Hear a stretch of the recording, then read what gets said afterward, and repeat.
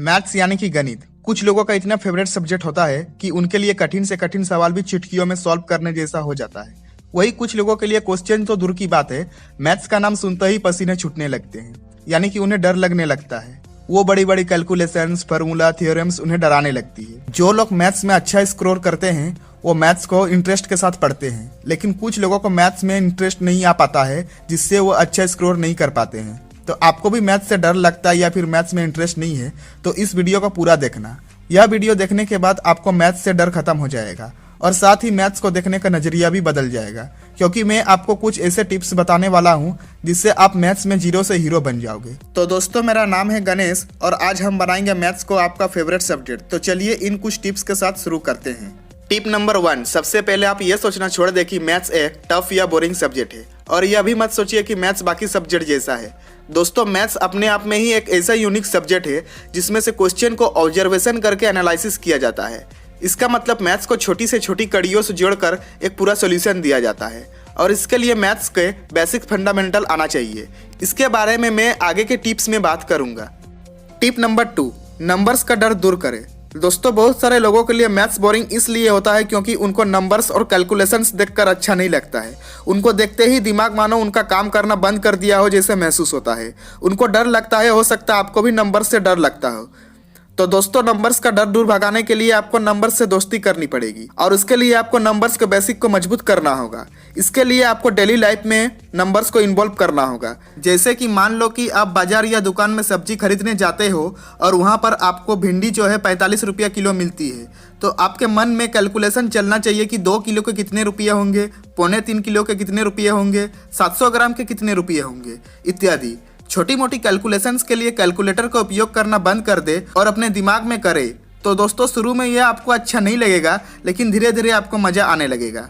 Tip number 3, maths का basic knowledge बढ़ाओ।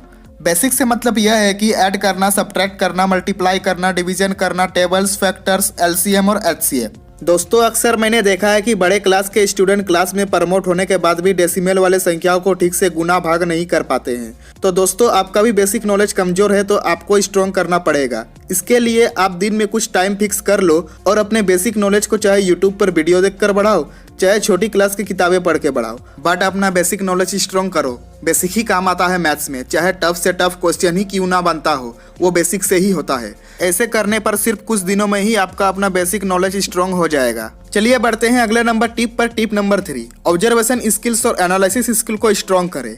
दोस्तों, बेसिक नॉलेज के बाद आप सबसे पहले छोटे छोटे आसान क्वेश्चन को सॉल्व करें, फिर एक एक स्टेप से आगे बढ़ते हुए बड़े क्वेश्चन तक पहुंचे। यदि आप बड़े क्लास में हैं तो छोटे क्लास के बुक से रिव्यू या रिवीजन कर सकते हैं। इसके लिए छोटे क्लास के बुक्स के इंट्रोडक्शन, मेथड्स, फार्मूला से मैथ्स को बनाना सीखे। इसी बेसिक्स के छोटे कड़ी से बड़े क्लास के मैथ्स सॉल्व होते हैं। टिप नंबर 4, अच्छे और काबिल टीचर से पढ़े।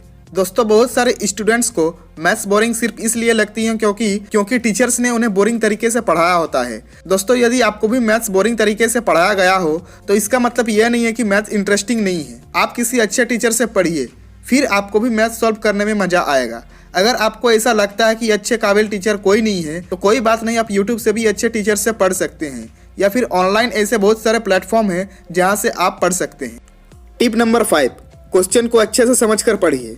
दोस्तों, बहुत बार ऐसा होता है आप मैथ्स के क्वेश्चन को तो पढ़ते हो और आपको कुछ भी समझ में नहीं आता है, तो ऐसे टाइम पर आपको निराश नहीं होना है। ऐसे केस में आपको सबसे पहले उस क्वेश्चन में जो भी जानकारी दी हुई है उसे लिख लेना है और उसको ध्यान से ऑब्जर्वेशन करके पढ़ना है। फिर आपको आगे क्या ज्ञात करना है या सॉल्व करना है उसे भी लिख लेना है।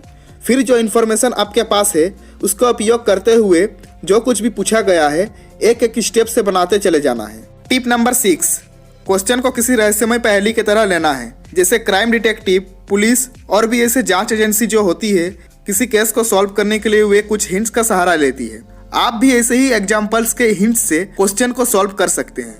इसी तरह मैथ्स सॉल्व करने में जो खुशी का अनुभव होता है, खुद पर मोटिवेशन को कायम रखें और मैथ्स को सॉल्व करते रहें। तो दोस्तों, अगर आपको ये इन्फॉर्मेशन पसंद आया है तो आप इस वीडियो को लाइक जरूर कर दीजिएगा, और अगर आपको इस तरह के इन्फॉर्मेशन जानना है तो हमारे चैनल को सब्सक्राइब करके बेल नोटिफिकेशन को ऑल कर दे। मिलते हैं अगले वीडियो में किसी अगले टॉपिक के साथ। अब तक के लिए धन्यवाद।